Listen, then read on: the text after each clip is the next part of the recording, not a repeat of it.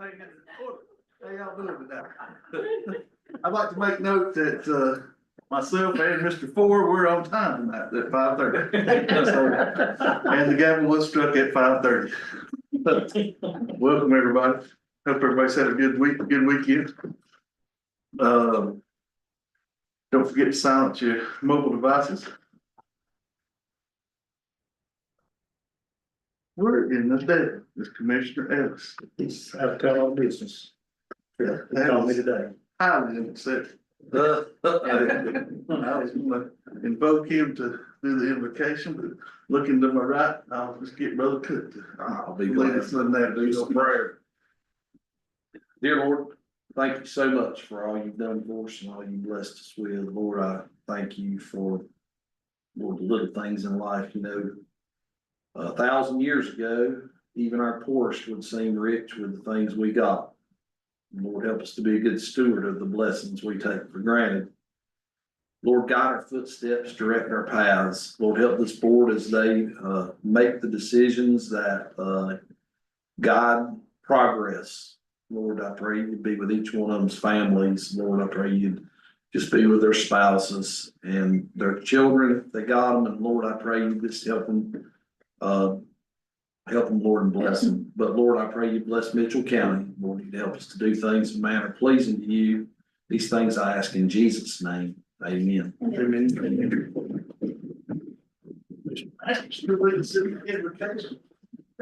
Attention, salute, pledge.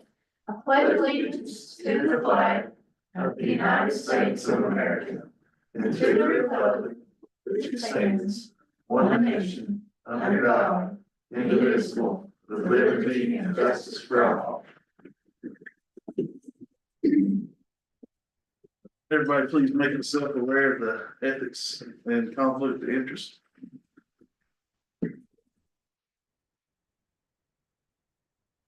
Hearing no conflicts, do we have any additions or changes to the agenda this evening? Move to adopt the agenda. I'll second it. All in favor, vote to the usual sign. Next item is the motion carries. Next item is the approval of the minutes from the April 7th regular session. You guys have had a chance to look at those, but I have a motion to approve. Make the motion. Got a motion and second? Second. All in favor, vote the usual sign. Motion carries. And just like that, in 3 minutes, we are at the director's update. That's pretty good.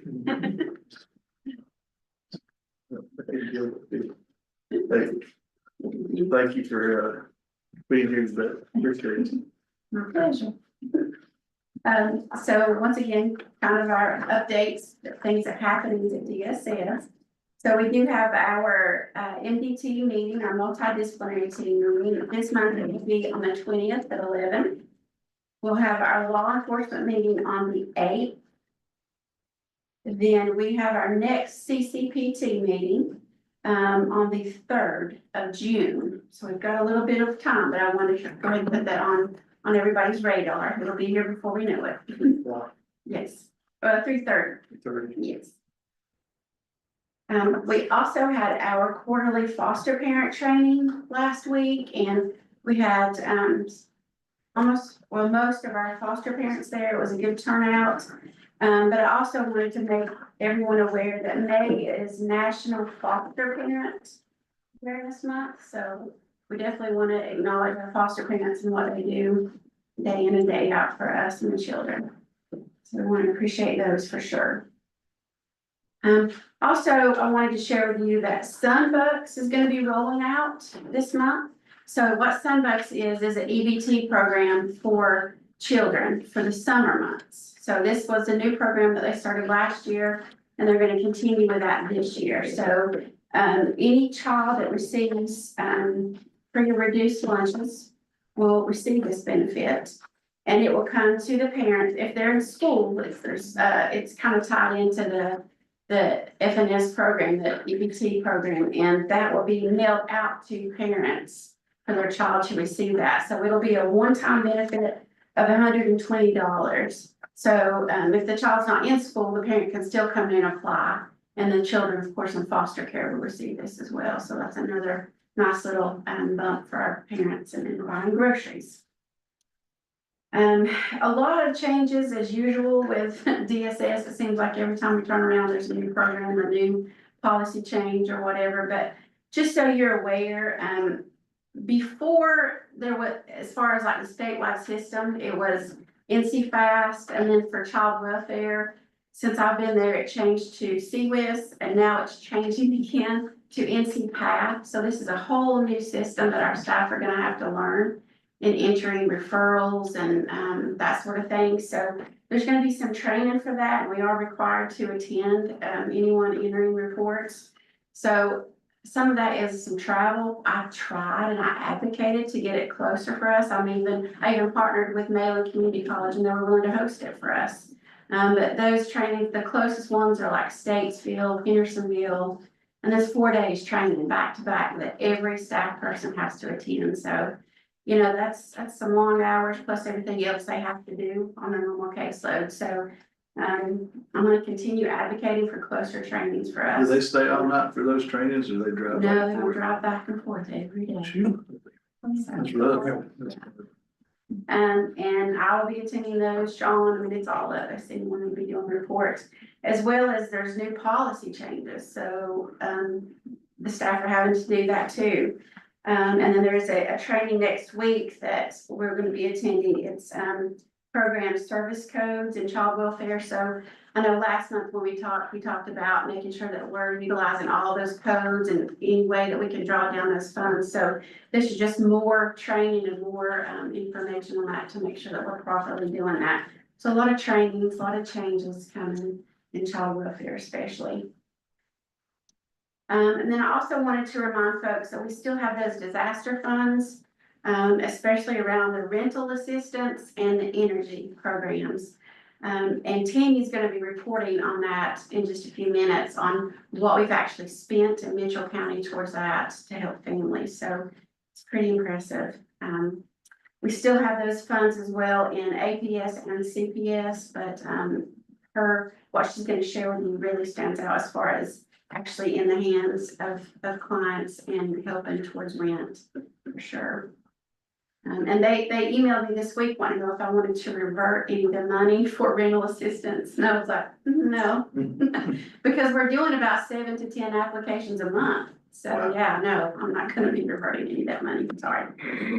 But yeah, so those are my updates. Do they give you a timetable on the money To as far as spend, being spent?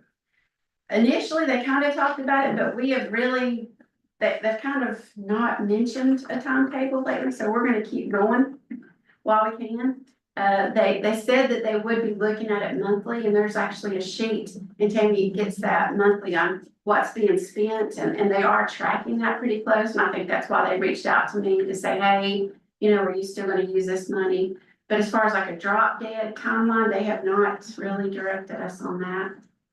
So a certain amount of money that an individual gets or a family gets for housing assistance, does it depend on one bedroom, 2 bedroom, 3 bedroom, or number of children, or how do they figure that? Yeah, I'm not really sure, and there's a formula, there may be a formula to that for Deanna, but I know it's around 800. Yeah, it's a flat rate. Yeah, flat rate, So it's a flat rate. yeah, 800 and, 65. okay, yeah. So, It's good. any more questions? Does have anything else? It's been really interesting for that energy assistance, especially just the ways that we have been able to help. I know in attending that long-term recovery group, I know we spoke about last month, but it's interesting because they were sitting around talking about folks still having to live in campers and they couldn't get their electricity hooked up.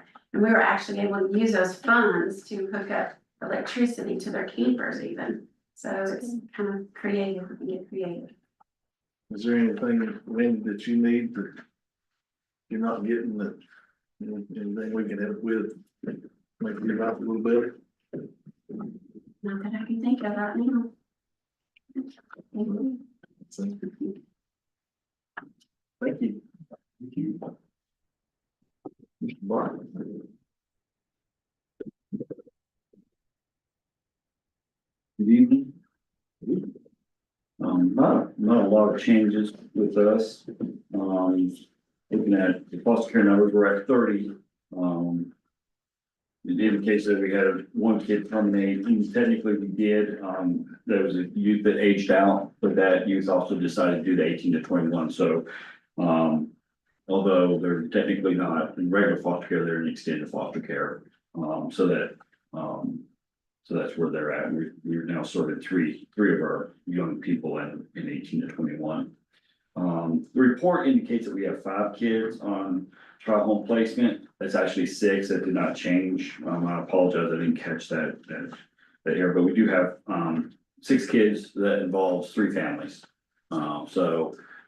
They're on track that they should all be home and the case is closed hopefully within the next 30 days. And those kids will be permanently back with their parents. John, on the 3 kids you got from 18 to 21, what does that look like for that kid? Are they living at the home, having to work, or are they going to school, or? So there's a requirement, either they're in school or they're working at least part-time. They get a monthly stipend. And we also help with, if they're in placement, still in a foster care placement, we continue their room and board. So there's a lot of us, plus they get continued case management. It's not like the monthly visits like you do with the kids in regular foster care, but they're still, and what we do is we don't transition them to a different caseworker. So the caseworker who worked with them while they're in traditional foster care continues to work with them when they transition into 18 to 21. So there's a continuity of care there, and they don't have to shift to another worker or anything like that. So, but there's a lot of wraparound services. There's funds available if there's a crisis. We can help them. So. I mean, that's such a critical time in life, and I mean, I know no 18-year-old knows.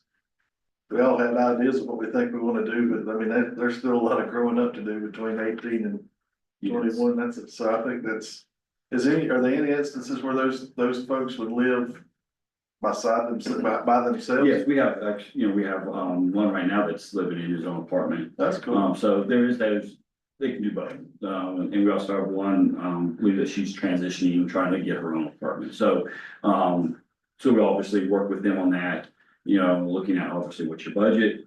You got to be a little bit. Right, trying to get And also looking at, okay, what's your transportation? So, you also look at housing related to your transportation needs. We have one individual that doesn't have a vehicle. We have another young man who does have a vehicle. So his location where he can live and travel back and forth to work is a lot different than some other. So it's all about the caseworker working with them. Okay, if you're going to use public transportation, getting an apartment who's close to a bus stop. And being able to utilize public transportation to help obviously maintain, stability in.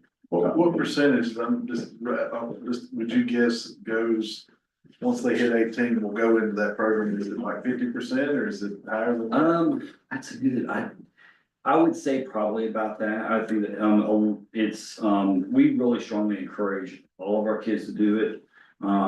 We do have some that they're just done. They don't want to be involved in the system anymore. Yeah, and what's nice about that program is they don't have to opt in just at 18. They can opt in back in at any time up until they turn 22. Once they turn 22, they're out of the program ends. But anytime between 18, them aging out and them turning 22, they can come back and say, hey, and we've had kids do that. You get out there, a real life hurt. Yeah, like that. Hits you upside the It's head. exciting because I know it's gonna be. And they're calling us going, hey, can I get into that program? So absolutely, so. I'm just curious, good, thank you for the information. We have 2 families in the licensing process, so we're continuing to keep families in the pipeline with that. With calls on the second page, we had another busy month with a number of CPS calls. We had 23 calls come in for April. 13 of those were screened in. And then we had, at the end of the month, we had 16 open assessments going on. So that's been working really hard, been a really busy month for them. And of course, last month was a rollover too. So when you get back-to-back months like that, all your cases aren't completed, but by the time you hit the next month, so I mean, they're hopping up there in that group, so. And then we have 6 in-home cases. Right now. So that's the CPS numbers. With APS, kind of another busy month for them as well. They had 9 reports, 6 of those were screened in for assessment. At the end of the month, they still had 6 open for assessments. Then we had 3 that were in case management, which is that planning and mobilizing. Best way to describe it as basically a case management category. Then we had 3, continue to have 3 in special assistance in home. And then 13, we're down 1 in payee. We're at 13. Guardianship, we're up 2, so we're up to 17 in guardianship. That's another one of those, keeping an eye on that. We also have several more that are in that category too. So that's a category that keeps growing on us. So that's the kind of the high points for APS. Any questions? Any questions from anyone? Anything else, John? That's about it. Let's take it. Hope everybody's good. Very good. It was a little warmer outside. Yeah, it's supposed to be May. Yeah, that's exactly right. I would agree with that. So we're trucking right along at 10 months in expenditures, looking good at 77% all programs. We should be at 83, so we're running about 6% under budget. So that makes me happy. Hope it does you. Our reimbursements, we've got 8 months on the books for those. We should be at 66%, we're at 68. So we're 2% over on our reimbursements, so that we are pulling down our funding, so also happy about that. Unposted, that just hit for reimbursements for March, is 151,000, so that posted early May. So we'll see that in the numbers next month. We are moving money around, so as you can see, we still have some high points in our costs. But tonight, I believe there's a budget amendment going before you. I was able to offset some of those high points with money that's already here without any asking for any additional funding from you guys. So you should see that in the next meeting.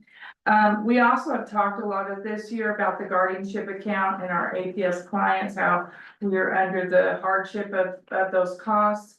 We were able to post back or recode $10,000 to get that down. And then we also recouped another 19,000 to get that even further down, which you'll see in May on the May books. In addition to that, we know that we're going to recoup some more funding this fiscal year before it closes. So it looks high right now, but we are able to keep that down within that budget amount. Okay, so when we was talking about those disaster accounts, I'll just give you an idea of what Mitchell County's done so far. This is a real-time sheet that I pulled today. So for our adult service essential funds, anything that they had to incur as a result, any costs they had to incur as a result of the hurricane, Mitchell County was able to help them with 18,000. So our initial allocation was 34,000. We received that money up front. We've helped the community, adult community with 18,000, just over. So we still got some money there to help. No, I'm sorry, I said that wrong. We spent 15,000, we have 18,000 left. I'm sorry about that. Then we have the child welfare expenditures for kiddos and families that also had trouble over healing and reviving after the hurricane. Our expenditures for that is 10,000. Our allocation we received up front is 62. So we're still working away at that. We've got around 47,000 left on that. And then in our rental allocation, which when you hit on with that $865 a month, we initially got, I think, 10,000, then we got 2 more. So we totaled around 40,000 the county got to help.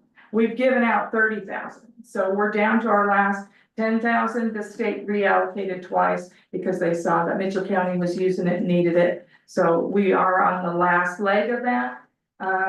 So hopefully we'll be able to find those families in need, and like Wendy said, they're coming into the office almost daily. And so that's still available for anybody. Our energy allocation was, 146,000. We've given out 123,000, we've got around 22,000 left. That's for that energy piece, so, initially, to speak on them taking it back, initially the state has put these funds out and said, if you didn't spend them by the end of March, they most likely were gonna try and draft those back out. It's gone silent, so we are going business as usual, spending those and, trying to help our community with these funds that we've been given. Is there any questions around this or anything? Thank you for your time and opportunity to speak. Thank you. You guys have any questions for the team? Thank you, Ms. Taylor.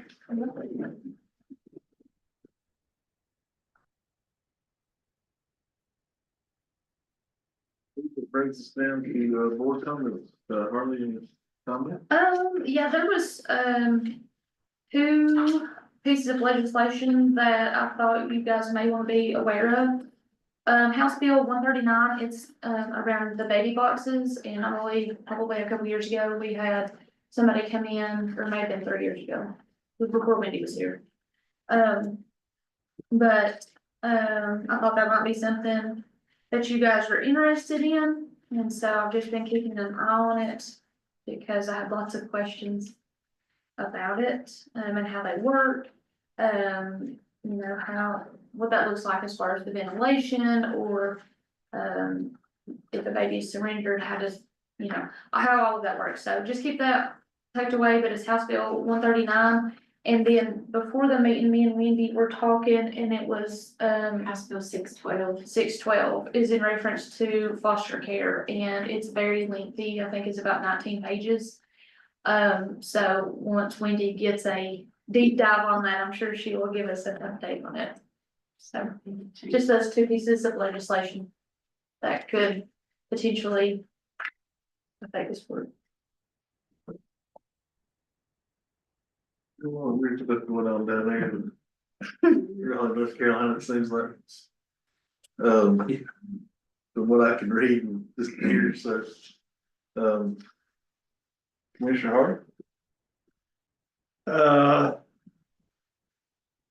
You know, every time you come in here, you give us a good report, which is, you know, very positive.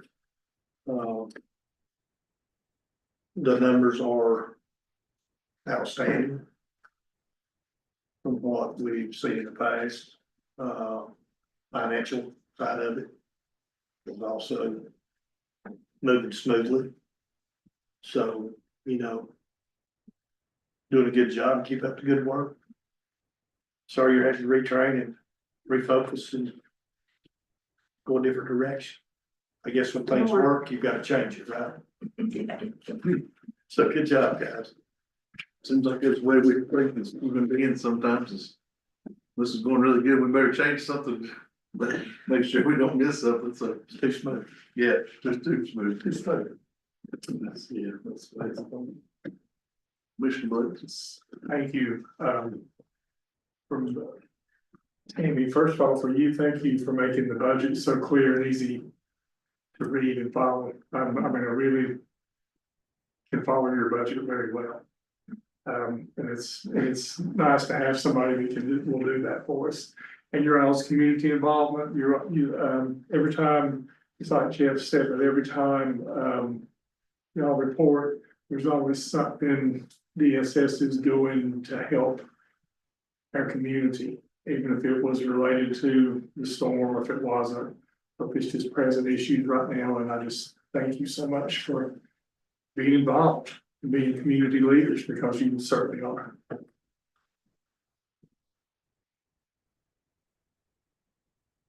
I don't have anything to come out. Thank you guys as always. I'll say thank you for this thankless job. Y'all do a very good job of doing a thankless job. But like being a commissioner, so nobody go ever pat you on the back. So buddy, I really appreciate all we've done for us. So I think hers is worse than Commissioner. I think it is too. So yeah. Cause they're getting cussed out. Especially if somebody's married. That's right. It can be worse, you can be on the Batesville town, sheriff, I don't know which one, would be a tougher spot. You guys both got a tough spot too, so we got those good folks out there in the audience tonight, so. I don't have anything else, if, Motion to adjourn. anything else, we'll take a motion. Motion today, second. We'll hit this on. Look, real light tap that time.